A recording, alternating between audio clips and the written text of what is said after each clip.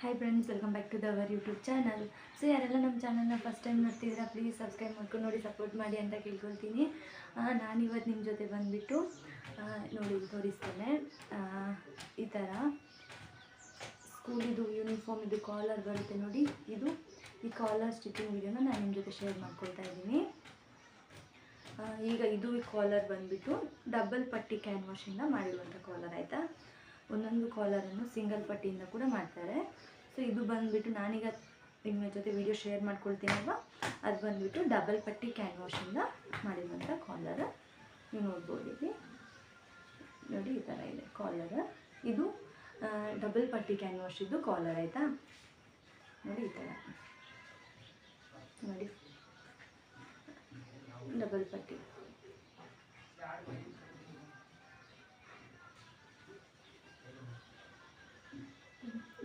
ಈ ಥರ ಹೇಗೆ ನೀಟಾಗಿ ಕಾಲರನ್ನು ಸ್ಟಿಚ್ ಮಾಡೋದು ಅಂತ ಹೇಳಿ ಇವತ್ತಿನ ವಿಡಿಯೋದಲ್ಲಿ ನಾನು ನಿಮ್ಮ ಜೊತೆ ಶೇರ್ ಮಾಡ್ಕೊಳ್ತೀನಿ. ಯಾಕಂದರೆ ಇದು ಇವಾಗ ಒಮ್ಮೆಲೆ ಬಿಗಿನರ್ಸ್ ಕಾಲರ್ ಸ್ಟಿಚ್ ಮಾಡಲಿಕ್ಕೆಲ್ಲ ಇರುತ್ತಲ್ವ ಬಟ್ಟೆಯಲ್ಲಿ. ಸೊ ಅಂಥವರಿಗೆಲ್ಲ ಈ ವಿಡಿಯೋ ಹೆಲ್ಪ್ ಆಗಲಿ ಅಂತ ನೀವು ನೋಡ್ಬೋದು. ಇಲ್ಲಿ ಕಾಲರ್ ಅಟ್ಯಾಚ್ ಮಾಡಿ ಆದಮೇಲೆ ಇಲ್ಲೆಲ್ಲ ಕರೆಕ್ಟಾಗಿ ಬಂದಿದೆ. ಶೋಲ್ಡರ್ ಕೂಡ, ಬ್ಯಾಕಲ್ಲಿ ಕೂಡ ಎಲ್ಲಿ ಕೂಡ ಮುದ್ದೆ ಅಂತ ಆಗಿಲ್ಲ, ನೋಡ್ಬೋದು ನೀವು. ಮತ್ತು ಇದು ಕಾಲರ್ ಅಟ್ಯಾಚ್ ಮಾಡಿದ್ದು ಐರನ್ ಮಾಡೋದು ಅಂತ. ಕ್ಯಾನ್ವಾಶಿಗೆ ಐರನ್ ಮಾಡಿ ಕೂಡ ಅಟ್ಯಾಚ್ ಮಾಡ್ತಾರೆ. ಇದು ನಾನು ಬಂದುಬಿಟ್ಟು ಐರನ್ ಮಾಡೋದೇನೆ ಅಟ್ಯಾಚ್ ಮಾಡಿರೋದು. ಸೊ ನೋಡ್ಬೋದು ಇಲ್ಲಿ ಕರೆಕ್ಟಾಗಿ ಬಂದಿದೆ, ತುಂಬ ಚೆನ್ನಾಗಿ ಬಂದಿದೆ ಇದು ಕಾಲರ್ ಮಾತ್ರ. ಇದು ಡಬಲ್ ಪಟ್ಟಿ ಕ್ಯಾನ್ವಾಶಿಂದ ಸ್ಟಿಚ್ ಮಾಡಿರುವಂಥ ಕಾಲರ್ ನೋಡ್ಬೋದು ನೀವು ಇಲ್ಲಿ. ಮತ್ತೇನು ಗೊತ್ತಾ ಫ್ರೆಂಡ್ಸ್, ನಾನು ಕೂಡ ಇವಾಗಷ್ಟೇ ಯೂಟ್ಯೂಬ್ ಚಾನಲನ್ನು ಸ್ಟಾರ್ಟ್ ಮಾಡಿದ್ದೇನೆ ಆಯಿತಾ.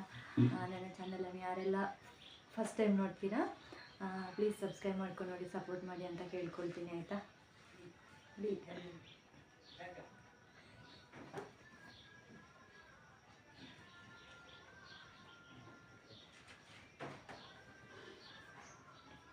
ಆಯ್ತಲ್ವಾ. ಈಗ ಬನ್ನಿ, ಇದು ಸ್ಟಿಚಿಂಗನ್ನು ಯಾವ ರೀತಿ ಮಾಡೋದು ಅಂತ ನಾವು ನೋಡೋಣ. ಏನು ಗೊತ್ತಾ, ಮೊದಲಿಗೆ ನಾವಿಲ್ಲಿ ಯಾವ ಶರ್ಟಿಗೆ ಕಾಲರನ್ನು ಜಾಯಿಂಟ್ ಮಾಡಲಿಕ್ಕೆ ಉಂಟಲ್ಲ, ಅದನ್ನು ಈ ರೀತಿ ನೀಟಾಗಿ ಬಿಡಿಸ್ಕೊಳ್ಬೇಕು. ಬಟ್ಟೆ ಏನಾದರೂ ಆಚೆ ಈಚೆ ಇದ್ದರೆ ಕಟ್ ಮಾಡಿ ಸರಿ ಮಾಡಿಕೊಳ್ಬೇಕು. ಅದಾದಮೇಲೆ ಈ ರೀತಿ ಡಬಲ್ ಫೋಲ್ಡ್ ಮಾಡ್ಕೊಳ್ಳಿ ಶರ್ಟನ್ನು, ಈ ರೀತಿ ನೀಟಾಗಿ ಮುಂಭಾಗದಿಂದ ಬ್ಯಾಕ್ವರೆಗೆ ಆ ಥರ ಫೋಲ್ಡ್ ಮಾಡಿಕೊಂಡು ಅಳತೆ ತೆಕ್ಕೊಳ್ಳಿ. ನನಗೆ ಇಲ್ಲಿ 6.5 ಇಂಚಸ್ ಸಿಕ್ಕಿದೆ. ಅದಾದಮೇಲೆ ನೀವು ನೋಡ್ಬೋದು ಇಲ್ಲಿ ನಾನು ಕ್ಯಾನ್ವಾಶ್ ಮತ್ತು ಬಟ್ಟೆಯನ್ನು ತೆಕ್ಕೊಂಡಿದ್ದೀನಿ. ನಾನೀಗ ಇಲ್ಲಿ ಎಷ್ಟು ನನಗೆ ಅಳತೆ ಸಿಕ್ಕಿದೆ ಅಲ್ವಾ, 6.5, ಅಷ್ಟಕ್ಕೆ ನಾನು ಕ್ಯಾನ್ವಾಶನ್ನು ಕಟ್ ಮಾಡ್ತಾಯಿದ್ದೀನಿ. ಉದ್ದ ಬಂದುಬಿಟ್ಟು 6.75 ತೆಕ್ಕೊಂಡಿದ್ದೀನಿ ನಾನು, ಸ್ವಲ್ಪ ಇರಲಿ ಅಡ್ಜಸ್ಟ್ ಮಾಡುವ ಅಂತ ಹೆಚ್ಚಿಗೆ. ಅದಾದಮೇಲೆ ಅಗಲ ಬಂದುಬಿಟ್ಟು 1.5, ಉದ್ದ ಬಂದುಬಿಟ್ಟು 6.5ಗಿಂತ ಒಂಚೂರು ಹೆಚ್ಚು ತೆಕ್ಕೊಂಡಿದ್ದೀನಿ. ಅದಕ್ಕೆ 2 ಪೀಸ್ ಬಟ್ಟೆ ಬೇಕು, ಅದು 3 ಇಂಚು ಅಗಲ ಇರಬೇಕು. ಉದ್ದ ಬಂದುಬಿಟ್ಟು ಕ್ಯಾನ್ವಾಶಿಗಿಂತ 2 ಇಂಚು ಉದ್ದ ಇದ್ದರೆ ಸಾಕಾಯ್ತಾ. 1 ಇಂಚು ಆಚೆ 1 ಇಂಚು ಈಚೆ, ಹಾಗಾಗಿ ನೋಡಿ 3 ಇಂಚು ಅಗಲ, ಉದ್ದ ಬಂದುಬಿಟ್ಟು ಕ್ಯಾನ್ವಾಶಿಗಿಂತಲೂ ಸ್ವಲ್ಪ ದೊಡ್ಡದಿದ್ದರೆ ಸಾಕು. ಇದಾಯಿತು ನಮ್ಮದು ಒಂದು ಪಟ್ಟಿ. ಇವಾಗ ಇನ್ನೊಂದು ಪಟ್ಟಿಯನ್ನು ನೋಡೋಣ. ಇನ್ನೊಂದು ಪಟ್ಟಿಗೆ ಕೂಡ ನಾನು ಕ್ಯಾನ್ವಾಶನ್ನು 6 ಇಂಚು ಉದ್ದ ತೆಗೊಂಡಿದ್ದೇನೆ. ಇದರಲ್ಲಿ 5 ಇಂಚಿಗೆ ಒಂದು ಪಾಯಿಂಟನ್ನು ಮಾಡ್ತೇನೆ. ಅದಾದಮೇಲೆ ಇಲ್ಲಿ ಒಂದು ಸಣ್ಣದಾಗಿ ಶೇಪನ್ನು ಕೊಡ್ತೇನೆ, ಯಾಕೆಂದರೆ ಅದು ನೀಟಾಗಿ ಫಿನಿಶಿಂಗ್ ಬರಲಿಕ್ಕೋಸ್ಕರ. ಅದಾದಮೇಲೆ ಮೇಲ್ಗಡೆಯಿಂದ ಕಾಲರ್ ಶೇಪನ್ನು ಕೊಡಬೇಕು, ಯಾಕೆಂದರೆ ಕಾಲರ್ದೊಂದು ಶೇಪ್ ಇರ್ತದಲ್ವ, ಆ ಟೈಪಲ್ಲಿ ನೋಡ್ಬೋದು. ಕೆಳಗೆ 5 ಇಂಚು, ಮೇಲೆ ಬಂದರೆ 6 ಇಂಚಿಗೆ ನಮ್ಮದು ಕಾಲರ್ ಇದು ಶೇಪ್ ರೆಡಿಯಾಗಿದೆ. ಈಗ ಅದು ಹೇಗೆ ರೆಡಿ ಆಗಿದೆ ಅಲ್ವ, ಅದೇ ರೀತಿ ಅದನ್ನು ಕಟ್ ಮಾಡಬೇಕು ನೀಟಾಗಿ. ನೋಡಿ, ಅದನ್ನು ಅದೇ ರೀತಿ ನೀಟಾಗಿ ಕಟ್ ಮಾಡಿ, ಅದನ್ನು ಆ ರೀತಿ ಕಟ್ ಮಾಡಿ ತೆಗೆದ್ಮೇಲೆ ಅದನ್ನು ಸಹ ಬಟ್ಟೆ ಮೇಲೆ ಇಟ್ಟಿರಿ ಆಯಿತಾ. ಇದಕ್ಕೆ ಕೂಡ ಕ್ಯಾನ್ವಾಶಿಗಿಂತಲೂ ದೊಡ್ಡದಾಗಿರಬೇಕು. ಹಾಗೆಲ್ಲ ಕೂಡ 3.5 ಇಂಚಸ್, 3 ಅಥವಾ 3.5 ಸಾಕಾಗ್ತದೆ. ಬಟ್ಟೆ ಬಂದುಬಿಟ್ಟು ಡಬಲ್ ಆಯಿತಾ. ಒಂದು ಕ್ಯಾನ್ವಾಶ್ ಬಂದುಬಿಟ್ಟು ನಮಗೆ 13.5 ಇದೆ, ಇನ್ನೊಂದು ಕ್ಯಾನ್ವಾಶ್ ಬಂದು 10 ಕಾಲಿದೆ ಆಯಿತಾ ಉದ್ದದಲ್ಲಿ. ನೋಡಿ, ಎರಡಕ್ಕೂ ಕೂಡ 2 ಬಟ್ಟೆ ಬೇಕು.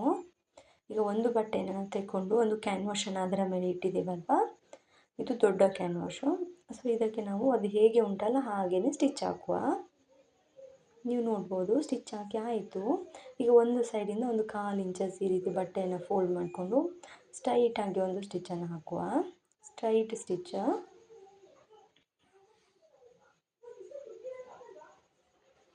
ಈ ರೀತಿ ಸ್ಟ್ರೈಟಾಗಿ ಒಂದು ಸ್ಟಿಚ್ಚನ್ನು ಹಾಕಬೇಕು.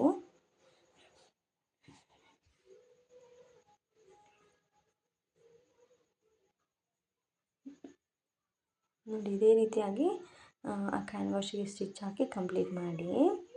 ಅದಾದಮೇಲೆ ಈಗ ನೋಡ್ಬೋದು ನೀವು ಅದನ್ನೀಗ ಹೊರಗೆ ತೆಗೆದಾಯಿತು ನೋಡಿ. ಈಗ ಅದಾದಮೇಲೆ ಅದನ್ನು ಸೈಡಿಗೆ ಎತ್ತಿಡೋಣ.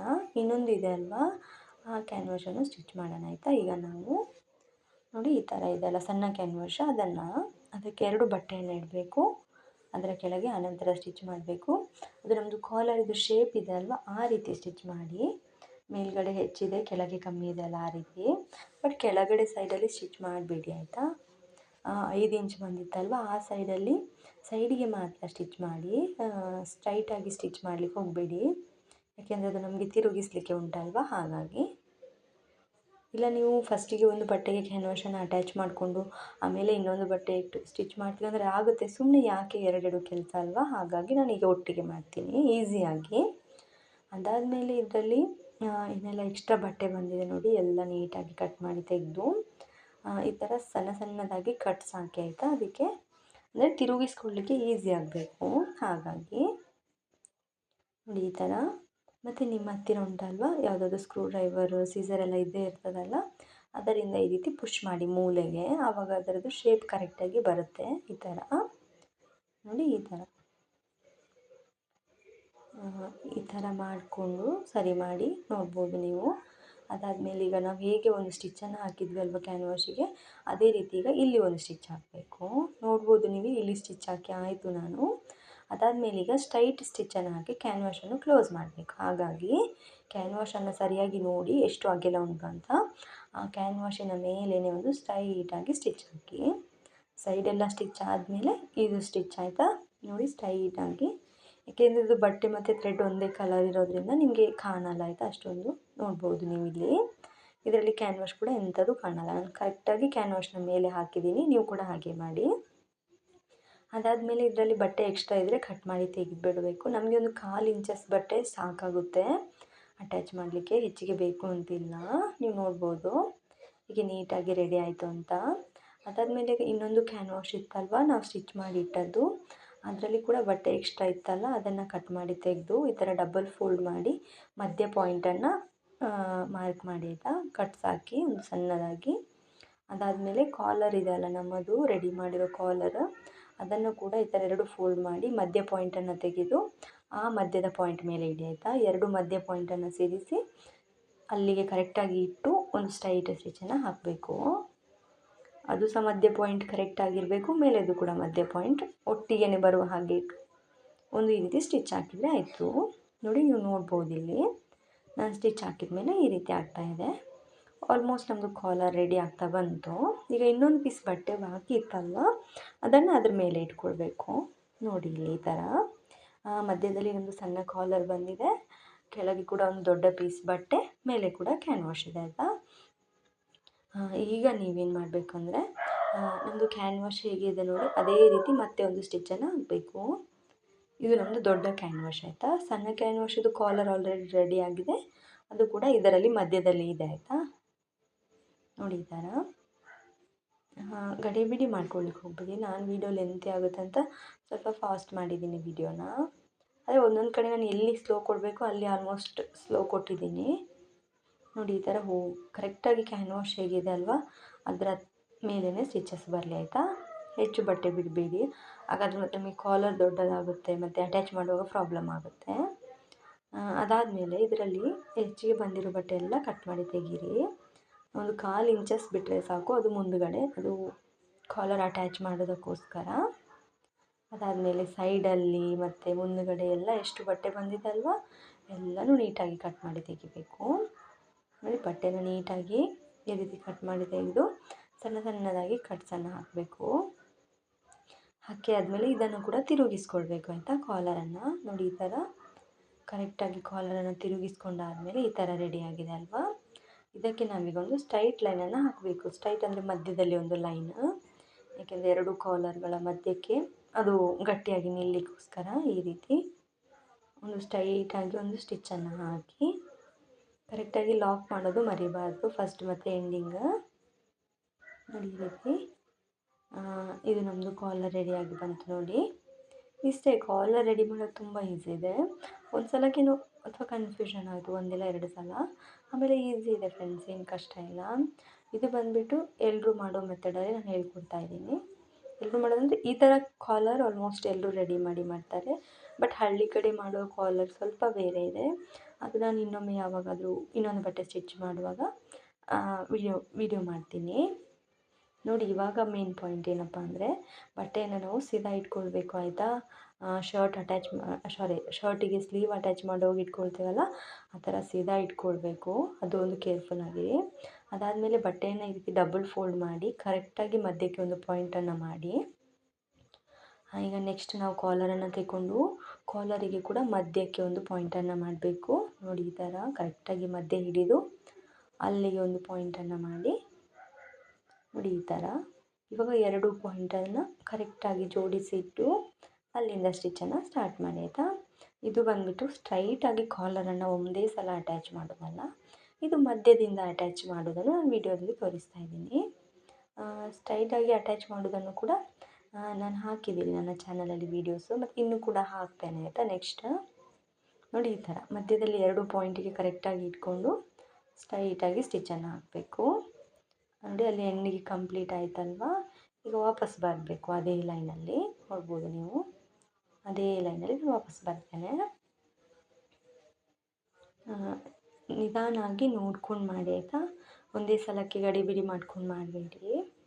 ನೋಡಿ, ಈ ರೀತಿ ಬಟ್ಟೆ ಎಲ್ಲ ಆಚೆ ಈಚೆ ಆಗಿರುತ್ತಲ್ವ, ಸ್ವಲ್ಪ ಬಟ್ಟೆಯನ್ನೆಲ್ಲ ನೀಟಾಗಿ ಬಿಡಿಸ್ಕೊಳ್ಳಿ. ಸ್ವಲ್ಪ ಅಟ್ಯಾಚ್ ಮಾಡುವಾಗ ಸ್ವಲ್ಪ ಜಾಗ್ರತೆ ಇರಬೇಕಲ್ವ, ಮತ್ತು ಮುದ್ದೆ ಆಗುತ್ತೆ, ಹಾಗೆಲ್ಲ ಆಗುತ್ತೆ. ಹಾಗಾಗಿ